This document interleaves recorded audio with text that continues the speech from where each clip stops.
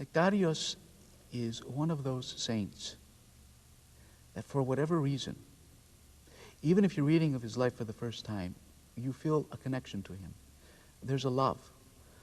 Those of us who are of Greek descent can think of stories from grandparents, and I know I can, of some connection that either they had or relatives of theirs had with Saint Nektario. This is a man who quite literally, in a very real way, touched the life of an entire nation. Those of us with grandparents from that particular nation are remnants of that tradition. I mean, we have a living link to Saint Nektarios. I can say that I was related to someone who knew this man, who was touched by this man. And so there's a special connection. And I think all of us, regardless of what our ethnic background may be, have some sort of connection for whatever reason. Even if it is Saint Nektarios working some miraculous event in their lives today, and he still does. Saint Nektarios was born in 1846 in Calabria, which is a town near Constantinople. And from a young age, he was always known as a wonderfully gifted child in the ways of the Lord. His parents were Demosthenes and Vasiliki, very devout, humble, poor villagers. And every day they would read the scriptures to them, as well as chant hymns of the church. So early in Saint Nektarios' life, the faith and theology were cultivated.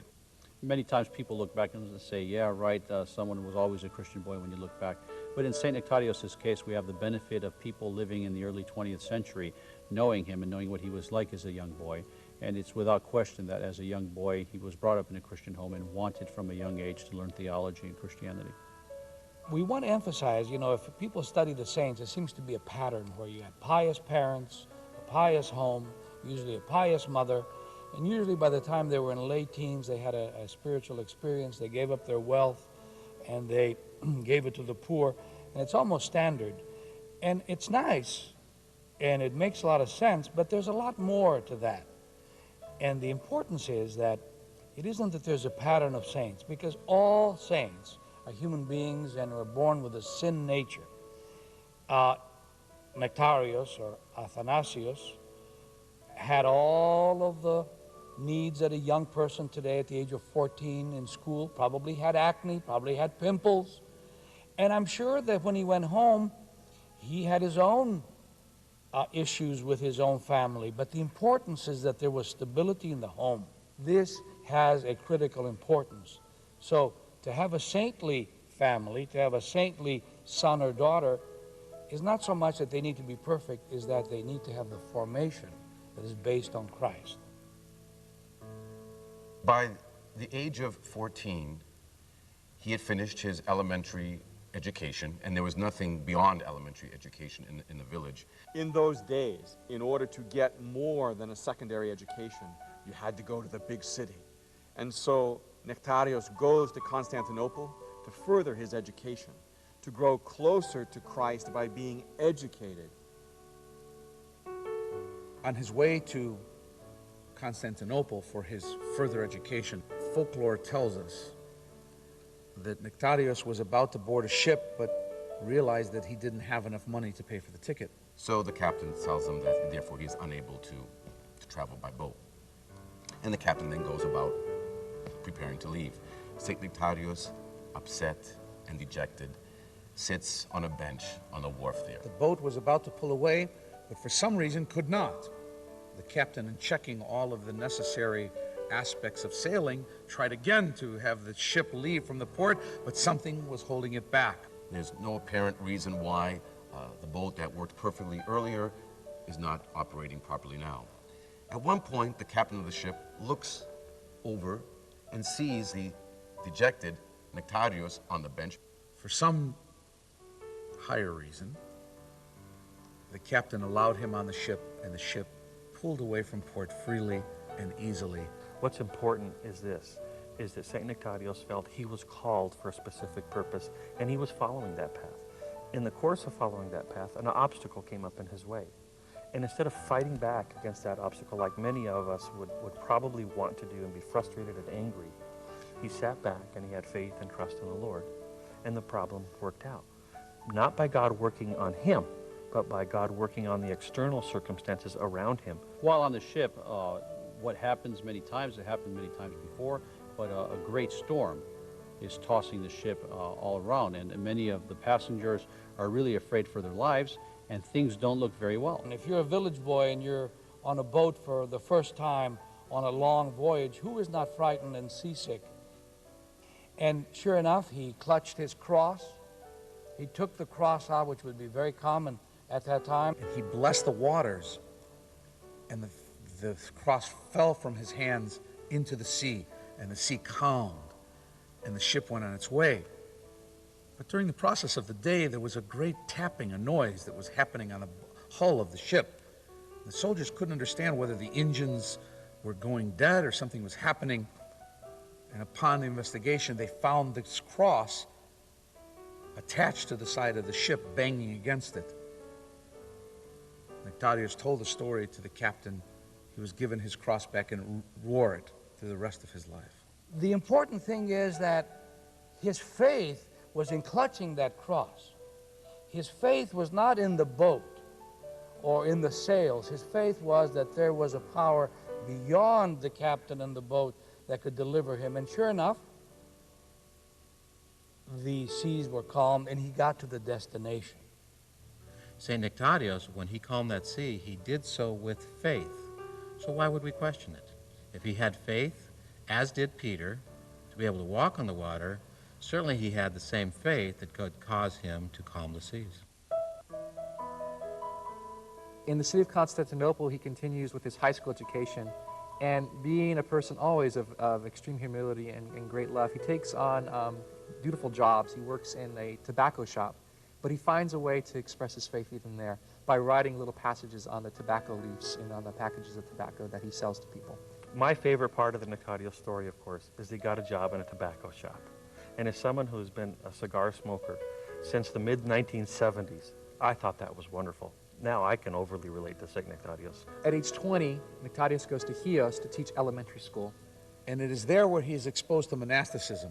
A nearby monastery enables him to understand and to grow in his faith through the teachings and the directions of these monks. He spends the following 7 years in that monastery, learning a lot, studying a lot, and becoming a novice, which basically means a student.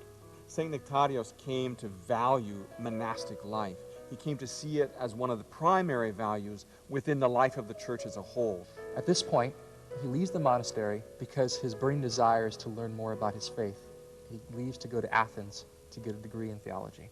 Probably the foremost institution of theology of the times.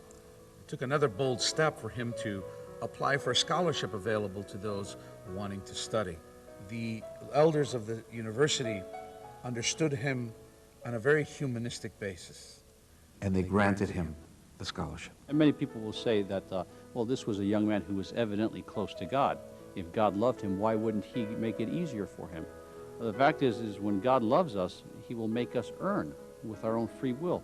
God doesn't want spoiled children. Many parents today spoil their children by giving them everything that they want.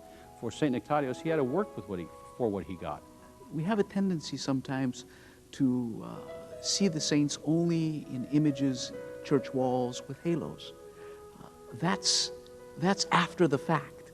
The fact is they went through this process that we call life, and it was every day, and it was doing the ordinary in extraordinary ways. Together with that scholarship, he receives some financial help from a person of Chios named John Horemis, who from an early point saw something special in St. Nektarios. To me, that's a miracle. See, this is how God works. God brings people to people at the right time for the right need. And so the miracle is that the wealthy merchant showed up and presented him the financial means so that he could fulfill himself and fulfill his desire for study. And there he finished his degree in theology. I think it's important for people to know that Nektarios valued education, that our saints are not ignorant saints, but educated saints, men and women who valued the fact that to be educated was an important step in their growth in Christ and moving towards Christ. Our church can't be built on ignorance. It has to be built not just simply on faith, but on knowledge. John Koramis then takes St. Nektarios, Deacon Nektarios, to the Patriarchate of Alexandria, where he introduces him to his personal friend, Patriarch Sophronios. And he did such outstanding work for him, and because of his spirituality, his humility, he was ordained a priest at the age of 40. I think it's fantastic that he wasn't ordained a priest till he was 40. I was ordained a priest when I was 25. I look back now, 20 years later, as a priest, and I can't believe that I was ordained at 25, knowing now what I know. From the very beginning, the Patriarch sees what a committed priest, what a committed cleric he has here with St. Nektarios, and he loves him very, very much. And his fame starts to build because he is such like a Mother Teresa type of character who is genuinely caring for people, and people unanimously proclaim this man's humility, his love, his kindness. He's always there for people. He built homes for the poor called ptochia. He had the equivalent today of soup kitchens. He gathered clothing and other material needs from the wealthier parishioners and distributed to the poor. 3 years, only 3 years after he has been ordained a priest, in 1889, the Patriarch elevates him as a bishop and installs him, enthrones him as the Metropolitan of Pentapolis in Egypt. What happens when you have great love and great good? Out of it can come fruit of good or fruit of evil. Many clerics, being jealous of Nektarios, whispered in the ear of the Patriarch that this man was becoming more powerful and more important than even the Patriarch himself. Guess what? Your holiness, your beatitude, this man Nektarios that you feel so fond of is really doing all this not because he loves the Lord, not because he genuinely wants to imitate Christ. He wants to replace you. He is looking to throw you out and put himself in. And of course, the Patriarch, wanting to preserve himself, immediately believed the last word he heard. Jealousy was created, and what was most painful to Nektarios is that he had to encounter the jealousy and the bitterness and even the hatred of his brother priests, his brother clergy. And sometimes we wonder, how can that be? These are supposed to be priests, they're supposed to be holy people. Well, not. Clergy are human beings. We have the same temptations and the same weaknesses as other people. Sometimes we give in to that. Anytime we give in to that, it's more than it should be. And it's a continuous struggle for the clergy, just like it is for anyone else, to rise above the conditions around us. So the humble Nektarios, who now, as we said, has been trying to put his theology in action, has his priesthood relegated to menial duties. And it seems almost startling today. They almost put him, what we would say today, house arrest. They had him in his own room or in his own cell there at the Patriarchate. They wouldn't allow him out because he was so popular. I can't even begin to imagine how that must have tormented the heart of a Nektarios, who indeed was the priest of priests. The charge of Jesus to become like him, to become Christ-like, the theosis of the individual was Nektarios' dream, was his motivating factor, and was his direction. But it also brought on his difficulties.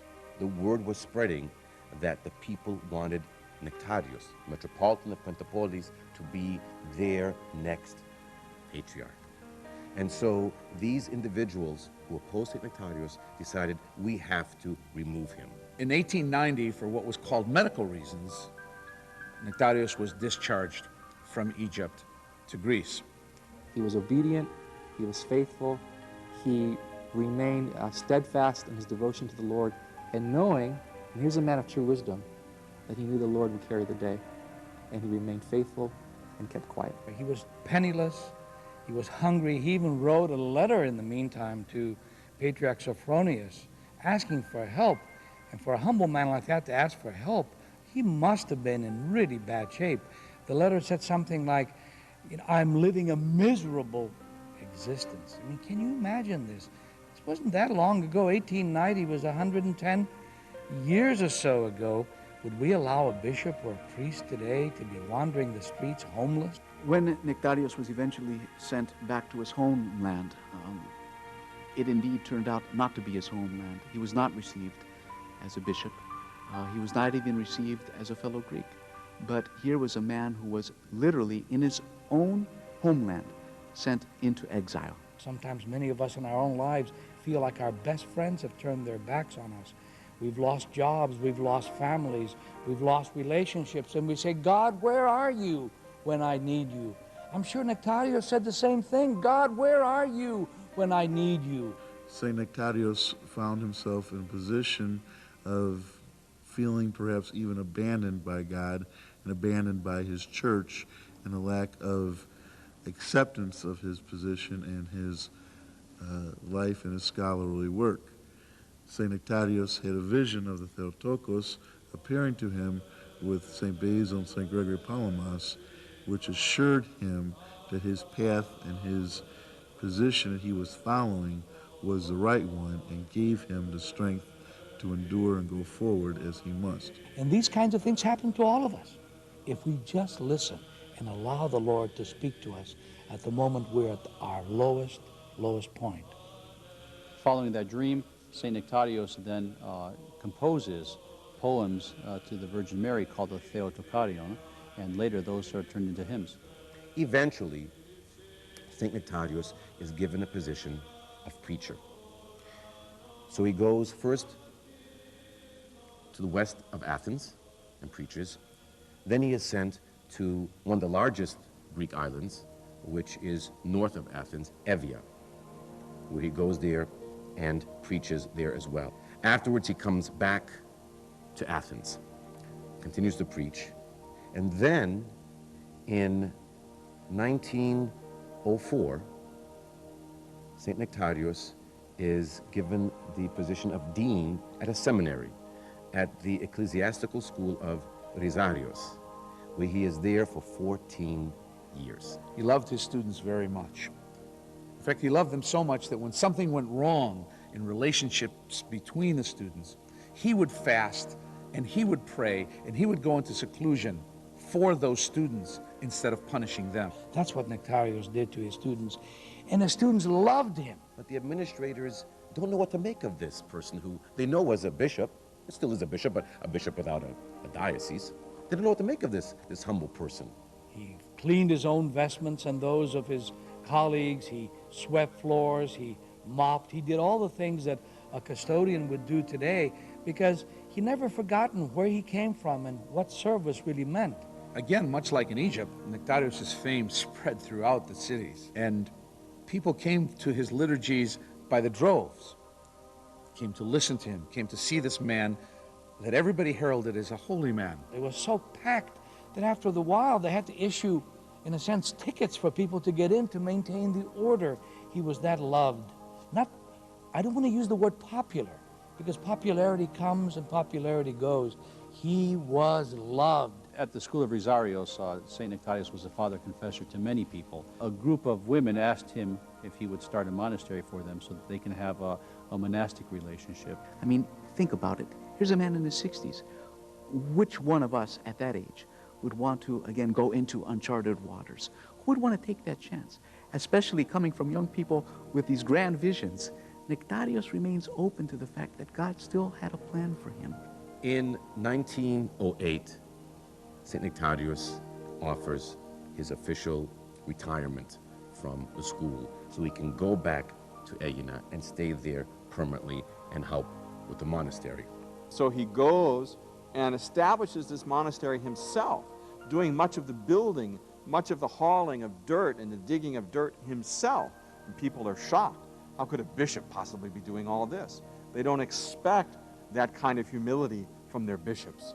Many had commented, look at this former bishop now digging trenches. I don't think he cared. When we look in the gospel and we see when Christ went to heal the blind man, Christ spit in the dirt, and it said he made a mud out of it and put it in the eyes of the blind man and said, go wash yourself. Couldn't he have healed them without that? Couldn't Jesus have said, receive your sight, and it would have happened? Obviously, yes. Well, then what was the value in making the mud and putting it in his eye and say, go to the pool and wash yourself? And as he went, people mocked him too. He didn't care because he knew he was going to get his sight. And I think the same dynamic was at work with St. Nektarios. He didn't care because he knew this is what he had to do and this is what had to be done, and was willing to suffer shame for Christ's sake, just like the blind man. During his time at the monastery, then, there is a girl who runs away from home, runs to St. Nektarios for assistance, guidance. Nektarios, seeing that she had been physically and emotionally abused, after receiving permission from the metropolitans in Athens, allowed her to become a part of the convent. Her mentally ill mother was very upset that Nektarios had intervened. The very mother of the child accuses Nektarios of sleeping with this young girl, the girl who he aided and took care of. It took finally an examination by physicians of the young girl and her status to find out that she was a virgin. And of course, when that was established, he was completely exonerated. So all this, all these years, and all that he suffered emotionally and spiritually and physically were now taking their toll on the saint. In 1919, he becomes really quite ill and is unable to do a lot that he was able to do before. In 1920, finally, the nuns convince him to go to the hospital. Up until this time, they would beg him to permit them to take him to the hospital, and he would refuse. However, in the fall of 1920, he is so ill that he acquiesces, and they take him to Athens. And when he is taken to the hospital, he's not taken to the higher wards where important people might be sent, but he's taken into a third ward where peasants were sent. Which meant you were lucky to even get a bed. You were lucky to even get a bed in a hallway. You were lucky to even be seen. And he dies late evening of November 8th.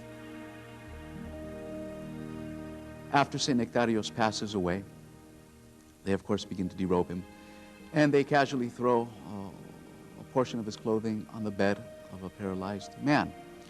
What happens then is truly miraculous. The paralysis subsides. This man is able to get up, this man is able to walk. And here we have the first account of something truly miraculous happening after his death. And then eventually his body is taken back to Aegina, where he is buried at his beloved monastery. 6 months after his death, in order to honor their former dean, the School of Rosario sent a delegation to his tomb in order to place a tombstone, and in order to do so they had to dig up the body, and they found his body was preserved. It hadn't decomposed, and it was uncorrupted.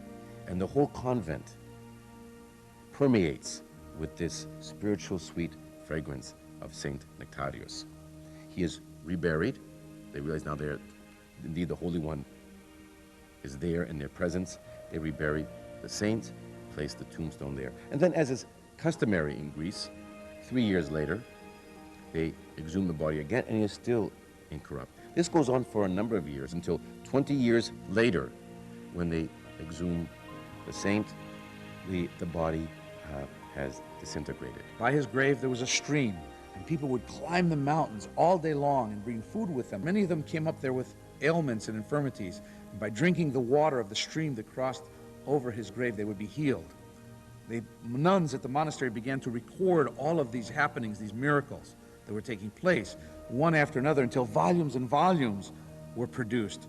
And they presented all these volumes to the Patriarchate only after the proclamation of the people had risen, soon after his death, to the Orthodox world at large, that this was no ordinary priest. This indeed was a holy man. This indeed was a saintly man. At the beginning of the century, I believe the statistics state that 1 in 25 people had cancer. Today it's 1 in 4. St. Nektarios is a patron saint of cancer. There have been many healings through his intercessions of people who are stricken with cancer. So I really think he can become for us the saint of our age as an intercessor to help us fight the scourge of cancer. And by 1961, the Patriarchate was convinced that with all these volumes of miracles that took place at this monastery, at the tomb, at the place where he was buried, that this individual is indeed a saint, and they proclaimed him a saint in 1961. It usually happens after 3 generations, but in this case, this individual's fame was so incredibly in the forethought of the conscience of the Orthodox world, the Patriarchate did not wait for the next generation to approve it. On April 20th, 1961, the Ecumenical Patriarchate recognized and canonized St. Nektarios as a saint, and finally, and for the first time, recognized his monastery in Egina as a legitimate monastery under the Ecumenical Patriarchate, and finally also recognized him as a bishop. And when he was canonized as a saint, he was canonized as a bishop. The Patriarchate of Alexandria, where he was deposed recently, a few years ago, wrote a letter which stated that it was asking forgiveness of the saint.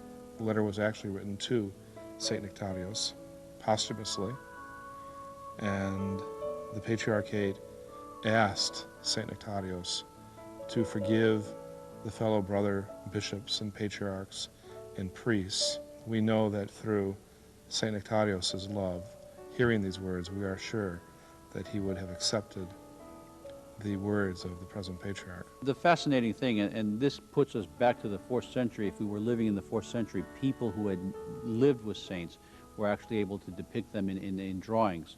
With St. Nektarios, people who had lived with him had taken snapshots of him, had photographs of him. So the first time for people alive at this time, we can actually see icons and compare them to photographs. The first thing that comes to mind when I look at that picture is humility. A humility that's almost incomprehensible, a humility and a peacefulness in that picture. Always turning the other cheek, always forgiving. All that he had suffered because of these rumors, he had suffered throughout his entire life. Oftentimes, we say things which are not true and don't realize how much damage these things can do. Those of us of Greek Orthodox heritage indeed have few role models, Greek role models, like Nektarios to emulate. He was a Greek of modern Greece, not of ancient Greece, not of biblical times, but of today. St. Paul in the New Testament speaks of the race, and that we need to run the race, and to run it with endurance. And that's what he did. He imitated Christ. And in imitating Christ, that is what is saintly. That here was a man who understood and acknowledged what his gifts were from God, who acknowledged, I'm sure, what his shortcomings were before God, but who above all knew that he was infinitely loved by an infinite God.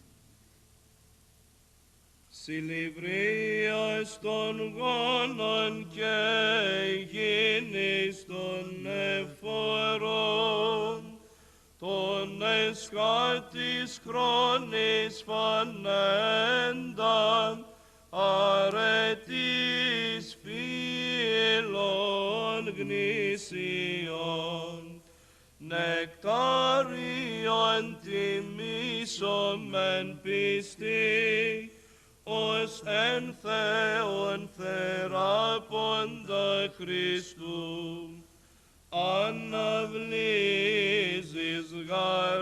γαριάσεις παντόδα πας, της ευλαβώς κραυγάζωσι, δόξα τος εδόξασαντι Χριστόν, δόξα τος θαυμαστώσαντι, δόξα το ενεργόντι δια σου πάσιν